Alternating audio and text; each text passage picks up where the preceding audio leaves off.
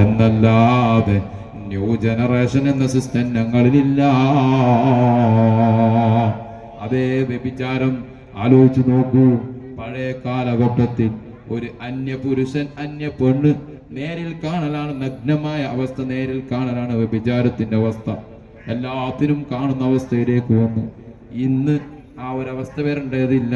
പകരം ടെക്നോളജി ആകുന്ന മൊബൈൽ ഉണ്ടല്ലോ, വാട്സപ്പും ഫേസ്ബുക്ക് ഇൻസ്റ്റഗ്രാം പോലത്തെ സോഷ്യൽ മീഡിയയിൽ മുഅ്മിനീങ്ങളെ നഗ്നമായ പെണ്ണിന്റെയും ആണിന്റെയും ഫോട്ടോ അങ്ങോട്ടും ഇങ്ങോട്ടും അയച്ചു കൊടുക്കുക.